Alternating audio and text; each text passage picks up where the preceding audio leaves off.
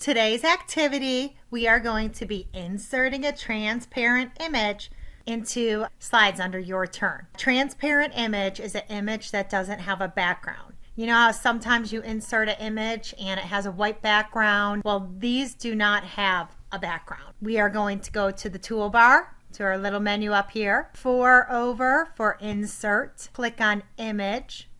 Search the web. Oh, I was looking up flowers. And we are going to type in car, PNG. PNG is a file extension. Typically those have transparent background. Oh, I like this car right at the top. I'm going to click on it. And I know it's selected because it has the blue circle with the white arrow in it. Then I come down to the bottom and click on insert so that it inserts into the slide. And then I'm going to take my arrow. Remember, here's the plus with the arrows all around. That means I can move it. But I want to resize it.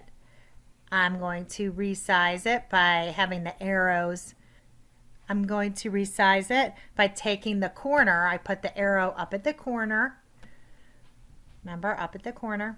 And resize it. This keeps it the same. The reason we don't do an arrow from the top or the bottom is because then, watch, it gets all smushy. See? And it looks funny. So if you take it by the corner, then it's going to be the correct size. It'll keep the scale. You see how that has the red line going across? That means that it's back to scale. All right, I need it to be a little bit smaller, so I'm just going to make it a little bit smaller. Get it on in there. Then the rest of the instructions say after you resize it to delete it. In order to delete it, it needs to be selected, and we'll know it's selected when it has the blue box around it. And I'm just going to click my backspace. Uh-oh, it's deleted, but I didn't want to delete it. We need to undo our action. And up here on the menu, underneath File, Edit, are arrows, curved arrows. One is undo and one is redo. And that will undo or redo your action. So I can redo my action by clicking on it. Oh, or undo it. Undo. There we go.